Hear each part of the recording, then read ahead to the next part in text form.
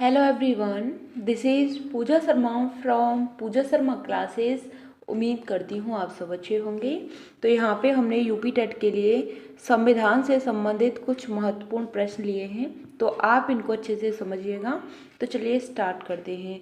आपको वीडियो पसंद आती है तो वीडियो को लाइक कर देना और अपने दोस्तों के साथ शेयर कर देना। अगर आप चैनल पर नए आए हैं तो चैनल को सब्सक्राइब जरूर कर लेना। तो समझते हैं यहाँ पे संविधान से संबंधित कुछ महत्वपूर्ण प्रश्न हैं वह हमने लिए हैं। तो चलिए स्टार्ट करते हैं।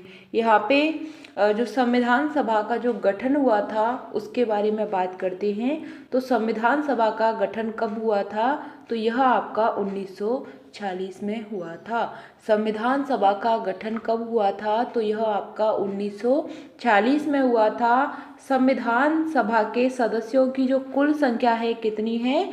तो यहाँ पे संविधान सभा के कुल सदस्यों की संख्या 389 है। ठीक, 389 यहाँ पे संविधान सभा के कुल सदस्यों की संख्या हो जाती है, आपको ध्यान रखना है। ठीक, संविधान सभा के कुल सदस्यों की संख्या कितनी है? 389 हो जाती है। और संविधान सभा की जो पहली बैठक है वह कब हुई थी? तो यह आपकी 9 दिसंबर 1946 को हुई थी। 9 दिसंबर 1946 को संविधान सभा की पहली बैठक की गई थी, आपको ध्यान रखना है। संविधान सभा की जो पहली बैठक की गई थी कब की गई थी? तो यह आपकी 9 दिसंबर 1946 को की गई थी। आगे बात करते हैं। संविधान सभा के जो अस्थायी अध्यक्ष थे कौन थे? तो यह आपके डॉक्टर सच्चिदानंद सिन्हा थे। कौन थे? संविधान सभा के अस्थायी अध्यक्ष आपके डॉक्टर सच्चिदानंद सिन्हा थे, आपको ध्यान रखना है। ठीक, अब हम बात करते हैं यहाँ पे स्थायी अध्यक्ष की। तो स्थायी अध्यक्ष आपके कौन हो जाते हैं? डॉक्टर राजेंद्र प्रसाद हो जाते हैं। संविधान सभा के अस्थायी अध्यक्ष की हम बात करते हैं तो आपके सच्चिदानंद सिन्हा होते हैं। और आपके स्थायी अध्यक्ष कौन हो जाते हैं? तो यह आपके डॉक्टर राजेंद्र प्रसाद हो जाते हैं। यहाँ तक बात क्लियर? आप इनका साथ ही साथ स्क्रीनशॉट लेते हुए चलना। तो चलिए दोबारा से यहाँ पे समझिए कि जो संविधान सभा का गठन हुआ था वह आपका जुलाई 1946 में हुआ था। संविधान सभा में जो कुल सदस्य थे उनकी कुल संख्या कितनी हो जाती है? तो 389 हो जाती है। और संविधान सभा की जो पहली बैठक है वह आपकी 9 दिसंबर 1946 को हुई थी। 9 दिसंबर 1946 को पहली बैठक हुई थी, इतना आपको ध्यान रखना है। और दूसरी बैठक की मैं यहाँ पे बात करूँ तो आपको यहाँ पे नोट कर लेना है। तो दूसरी बैठक आपकी 11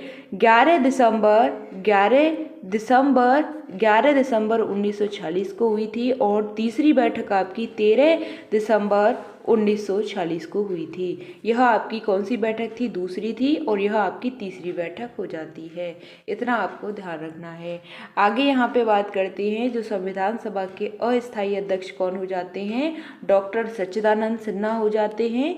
और स्थायी अध्यक्ष की मैं बात करूँ तो डॉक्टर राजेंद्र प्रसाद आपके हो जाते हैं। नेक्स्ट बात करते हैं। आपको वीडियो पसंद आ रही होगी तो लाइक जरूर कर देना। संविधान सभा की अंतिम बैठक की मैं बात करूं तो अंतिम बैठक आपकी कब हुई थी? तो 24 जनवरी 1950 को संविधान सभा की लास्ट बैठक हुई थी, इतना आपको ध्यान रखना है। पहली बैठक की मैंने यहाँ पे बात की तो आपकी 9 दिसंबर 1946 को पहली बैठक हुई थी। दूसरी बैठक आपकी 11 दिसंबर 1946 को, तीसरी बैठक 13 दिसंबर 1946 को। और जो आपकी संविधान सभा की अंतिम बैठक हुई थी, लास्ट बैठक हुई थी, तो यह आपकी 24 जनवरी 1950 को हुई थी। 24 जनवरी 1950 को संविधान सभा की अंतिम बैठक हुई थी, आपको ध्यान रखना है। संविधान सभा को पारित किया गया था। तो संविधान सभा को कब पारित किया गया था? तो यह आपका 26 नवंबर 1949 को। संविधान सभा को पारित कब किया गया था? तो 26 नवंबर 1949 को पारित किया गया था, आपको ध्यान रखना है। और लागू करने की बात करते हैं तो लागू आपका 26 जनवरी 1950 को लागू हुआ था। संविधान सभा को पारित किया गया था तो 26 नवंबर 1949 को।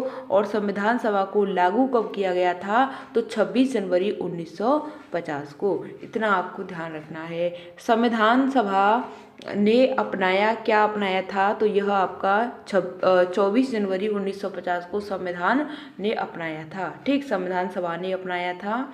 ठीक, आपको ध्यान रखना है। संविधान सभा ने राष्ट्रीय गीत को कब अपनाया, तो 24 जनवरी 1950 को।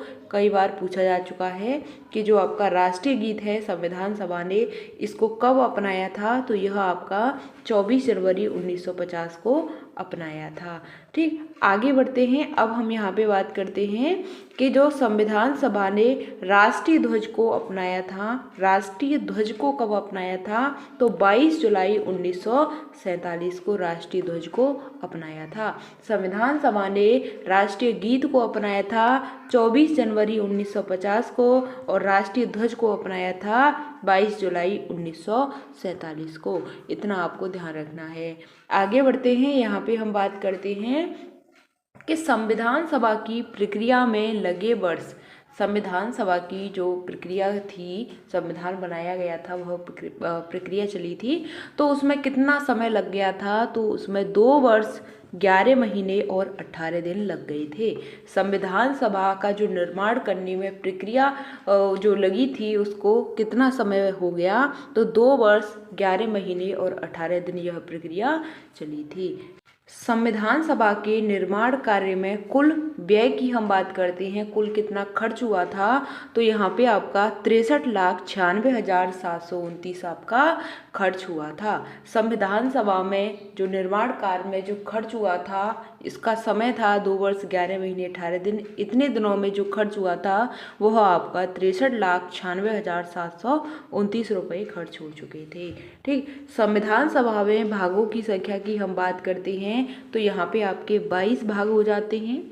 संविधान सभा में कितने भाग होते हैं, तो 22 भाग हो जाते हैं। और मूल संविधान में जो अनुच्छेद हैं आपके कितने हैं, तो 395 आपके यहाँ पे आर्टिकल हो जाते हैं। भाग की बात करें तो 22 भाग होते हैं और 395 आपके क्या हो जाते हैं, अनुच्छेद हो जाते हैं। अब हम बात करते हैं कि मूल संविधान में अनुसूची की संख्या कितनी है, तो आपकी 8 अनुसूची हो जाती हैं। कितनी अनुसूची हैं, 8 अनुसूची हैं। और प्रेजेंट में आपकी कितनी है, तो यहाँ पे 12 अनुसूची हो जाती हैं। ठीक, चलिए आगे बढ़ते हैं कि संविधान सभा के जो पिता हैं कौन कहे जाते हैं, तो डॉक्टर भीमराव अंबेडकर हैं। इनको हम संविधान सभा के फादर कहते हैं, पिता कहते हैं। इतना आपको ध्यान रखना है। आपकी समझ में आ गई होंगी चीज़ें कि जो भागों की संख्या है कितनी है, 22 भाग हो जाते हैं। अनुच्छेद कितने हैं, तो 395 अनुच्छेद हैं। अनुसूची की हम बात करते हैं तो आपकी 8 अनुसूची हो जाती हैं।